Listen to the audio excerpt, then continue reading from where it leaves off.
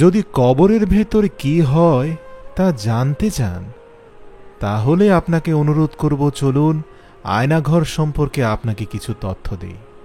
আয়নাঘরে গুম হয়ে থাকা ব্রিগেডিয়ার আজমির ফিরে এসেছেন দীর্ঘ 10 বছর পর। এসে দেখেন তার প্রিয়তম স্ত্রী দীর্ঘ 9 বছর তার জন্য অপেক্ষা করে গত বছর অন্যত্র বিয়ে করেছেন। আর কেনই বা করবেন না? স্বামীর কোনো খোঁজ নেই, যোগাযোগ নেই, বেঁচে আছেন কিনা তাও জানেন না। এরপরও টানা 10টা বছর স্বামীর জন্য অপেক্ষা করার পর অন্যত্র বিয়ে করে ফেলেন জেনারেল আজমিরের স্ত্রী।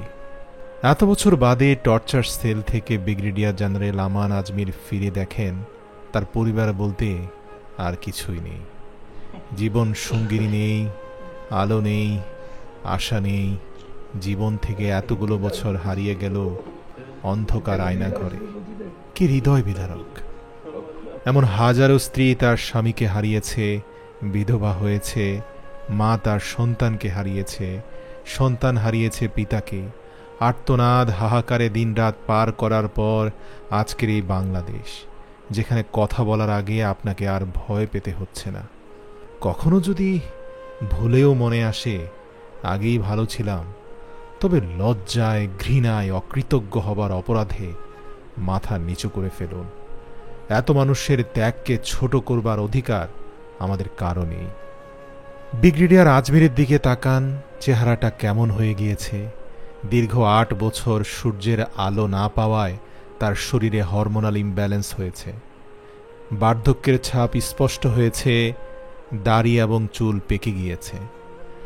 একটা মানুষ সূর্যের আলোবিহীন 30 দিন থাকলে তার শরীর মারাত্মকভাবে ক্ষতিগ্রস্ত হয়। কারণ শুধু ফুড এবং নিউট্রিশন দিয়েই কিন্তু আমাদের শরীর চলে না, অবশ্যই তার সূর্যের সংস্পর্শে আসতে হয়। ভাবুন তাহলে 8 বছর সূর্যবিহীন এক জীবন্ত কবরের ভেতরে বসবাস করে তিনি কিভাবে বেঁচেছিলেন।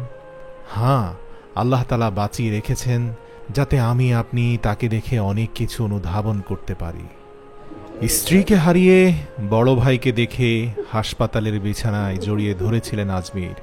সে কি কান্না! আশপাশে থাকা প্রত্যেকটি মানুষ, নার্স, সবাই চোখের পানিতে বুক ভাসিয়ে ফেলল।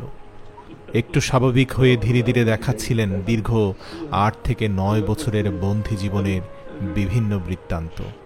দেখিয়েছিলেন ওযু করার জন্য পানি দিত না বলে একটা তায়াম্মুম তিনি ব্যবহার করতেন।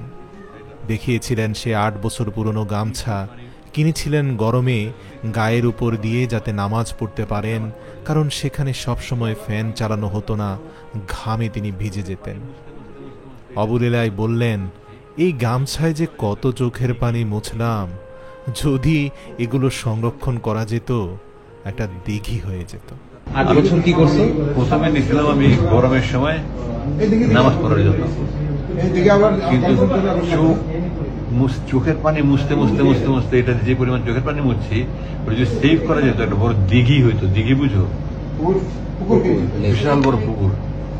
দীর্ঘ 8 বছর পরে এইসব কথা বলছিলেন, তার মনে হচ্ছিল তার কথা কি কেউ বুঝতে পারছে। তাই দ্বিতীয়বার রিপিট করে আবার বলছেন, তোমরা কি দিঘি চিনো? যাকে বড় পুকুর বলে, বড় পুকুর। কি আশ্চর্য! মানুষ দীর্ঘ 8 থেকে 9 বছর একটা জীবন্ত কবরে থাকলে কি অদ্ভুত হয়ে যায় না? সে যে ভাষায় কথা বলছে, ভাবছে অন্যরা কি আদৌতে সেই ভাষা বুঝতে পারছে। নিজেকে অ্যালিয়েন মনে হচ্ছে তার। মহান আল্লাহর কাছে শুকরিয়া যে এখনো তিনি মানুষদেরকে চিনতে পারছেন। একজন মনোরোগ বিশেষজ্ঞ বলছেন, আজমির ভাই অত্যন্ত দৃঢ় এবং শক্তিশালী মনের অধিকারী একজন মানুষ। আমার হিসেব মতে 8 থেকে 10 বছর নিঃসঙ্গভাবে সূর্যের আলোবিহীন জীবন্ত কবরের মধ্যে কোনো মানুষকে বন্দী রাখলে যদি কোনোভাবে সে বেঁচেও থাকে, তার স্মৃতিশক্তি লোপ পাওয়ার কথা। বুঝতে পারছি বাংলাদেশ সেনাবাহিনীর কত বড় একজন নক্ষত্র ছিলেন তিনি। তার সুস্থভাবে বেঁচে ফেরা এবং প্রিয়জনদেরকে চিনতে পারা আবেগ অনুভূতি প্রমাণ করে তার মানসিক শক্তি কত তীব্র এবং প্রবল ছিল। আর এজন্যই রক্তপিপাসু শেখ হাসিনা তাকে পূর্বেই বন্দী করে ফেলেছে গেম অফ থ্রোন তথা সিংহাসনের লড়াইয়ে নিজেকে টিকিয়ে রাখার জন্য। প্রিয় ভাই এবং বোনেরা, কখনো যদি ভুলেও মনে আসে আগেই ভালো ছিলাম, তবে লজ্জায়, ঘৃণায়, অকৃতজ্ঞ হবার অপরাধে মাথা নিচু করে ফেলুন। এত মানুষের ত্যাগকে ছোট করবার অধিকার আমাদের কারো নেই। নিষ্পাপ আবু সাঈদ মুগ্ধের রক্তকে অপমান করার অধিকার আপনার নেই।